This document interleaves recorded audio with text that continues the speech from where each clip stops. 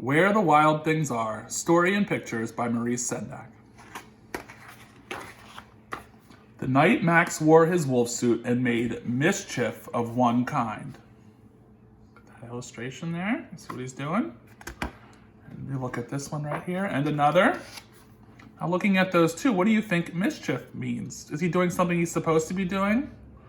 I mean, chasing a dog with a fork, probably not something he should be doing. So mischief is like getting into trouble.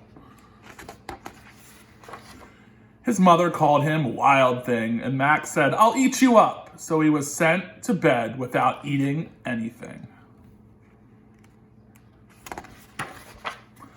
That very night, Max's room, a forest grew.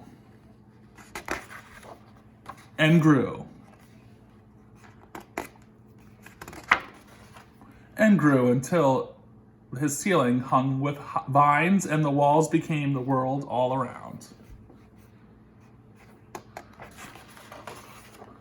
And an ocean tumbled by with a private boat for Max, and he sailed off through the night and day. And in and out of weeks and almost over a year to where the wild things are. And when he came to a place where the wild things are, they roared their terrible roars and gnashed their terrible teeth and rolled their terrible eyes and showed their terrible claws.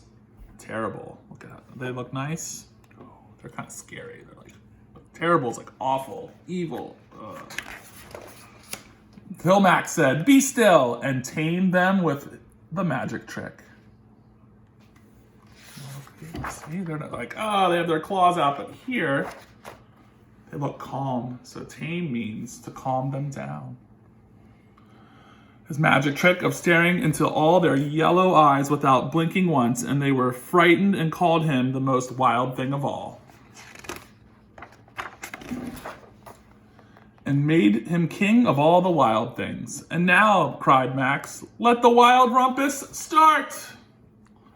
I'm gonna go to the next picture. Rumpus might be a word you don't know, but look what they're doing. There's a picture right there. A picture right there. Look what they're hanging on trees and jumping all around. There's another one. Kind of like a rompus. What do you think that means? You look at they're kind of like jumping all around and acting crazy. That's what a rompus is when a bunch of people jump around and act crazy like that. That's what that means. Now stop, Max said, and sent the wild things off to bed without their supper. And Max, the king of all the wild things, was lonely and wanted to be where someone loved him best of all. Then all around, from far away across the world, he smelled good things to eat. So he gave up being king of where the wild things are. But the wild things cried, "Oh, please don't go. We'll eat you up. We love you so." And Max said, "No." The wild things roared their terrible roars and gnashed their terrible teeth and rolled their terrible eyes and showed their terrible claws. But Max stepped into his private boat and waved goodbye. And sailed back over a year and in and out of weeks and through a day. And into the night of his very own room where he found his supper waiting for him. And it was still hot. That's the end.